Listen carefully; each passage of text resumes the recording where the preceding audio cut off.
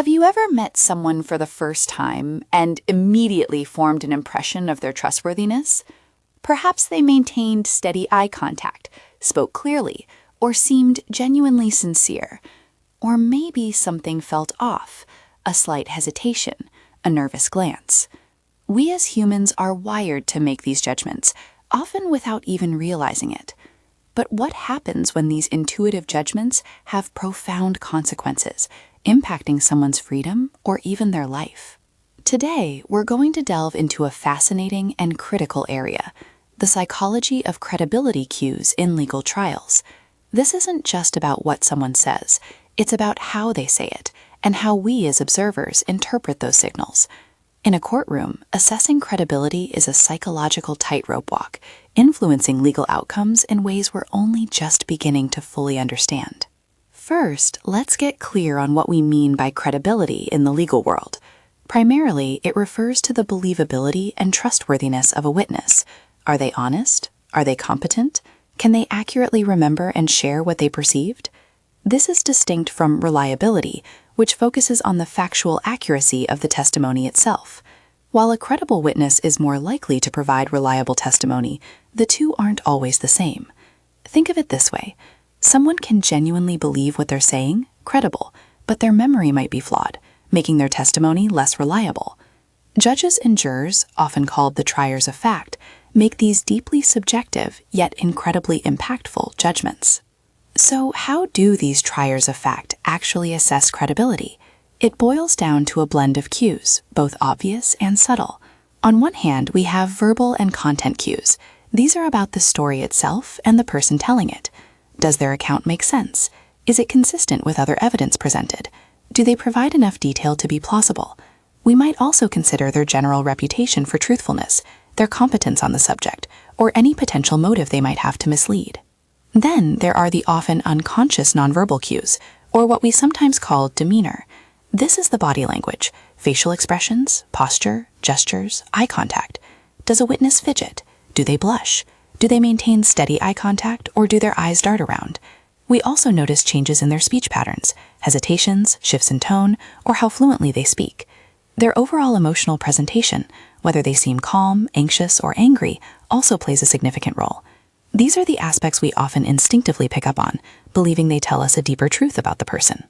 Beyond these personal observations, a crucial tool for validating testimony is corroboration. This means cross-checking a witness's statements with independent, verified sources or objective facts. It's like putting different pieces of a puzzle together. If they fit, the picture becomes clearer and more believable. However, our assessment isn't purely rational. Our brains are subject to various cognitive influences. For instance, there's the confidence heuristic. This is our tendency to perceive more confident witnesses as more accurate, even if their actual accuracy isn't higher. We might also be influenced by a witness's attractiveness or even our own mood on a particular day. These subtle biases can unknowingly skew our judgments.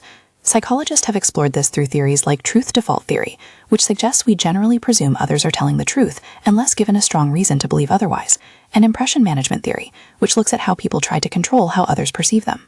One high-profile example that highlighted the public's intense focus on credibility cues was the Depp versus Heard case.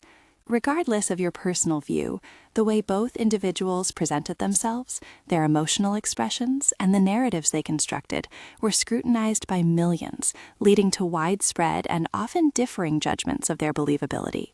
It really underscored how powerful and public these assessments can be. Now, here's where the psychology gets truly challenging and often controversial. A significant point of contention is the widespread, yet scientifically unsupported, belief in the reliability of nonverbal cues for detecting deception. Many people, and even some legal professionals, believe that fidgeting, avoiding eye contact, or appearing nervous are clear signs of lying. However, scientific research consistently shows that these cues are often unreliable. They are more likely indicators of stress, anxiety, or cultural differences, not necessarily deception. This creates a huge disconnect between what popular perception tells us and what the empirical evidence suggests. Adding to this complexity is the undeniable impact of cognitive biases on jurors and judges. Despite clear legal instructions to remain objective, jurors and even experienced judges can favor confident or attractive witnesses. These biases can subtly but significantly sway credibility judgments away from objective truth. Think about the influence of pseudoscience. The proliferation of body language analysis in popular culture can reinforce misconceptions, potentially influencing real-world trial outcomes without any basis in fact. Another challenge is that judges often struggle to precisely articulate the complex subjective impressions that lead to their credibility assessments. This lack of clear reasoning can make it incredibly difficult to challenge those findings on appeal, creating a kind of judicial black box. Furthermore, a significant gap exists between scientific research and legal practice. Studies show that the scientific quality of expert psychological evidence may have little bearing on how judges or attorneys perceive its credibility or admissibility. This means that rigorously supported scientific findings might not be given the weight they deserve in court. We also face crucial ethical concerns, particularly regarding expert testimony. There's a worry that attorneys might inadvertently or even purposefully influence the data and opinions presented by psychological experts, potentially introducing bias into the legal process. And a vital social justice question revolves around testimonial injustices, where individuals, often young or from marginalized communities, are disbelieved by legal professionals due to identity-related factors, rather than the true merits of their testimony. This highlights systemic biases that need to be addressed. So, where do we go from here? The ongoing debates underscore a critical need for continued scientific inquiry into more reliable indicators of credibility.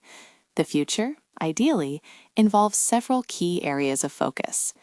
There's a clear need for enhanced training and awareness programs for everyone in the legal system: judges, jurors, and attorneys. This training should aim to mitigate the impact of cognitive biases and help interpret credibility cues based on solid empirical evidence rather than popular myths. We must also continue efforts to bridge the science-practice gap, ensuring that legal decisions are informed by the most robust psychological understanding available.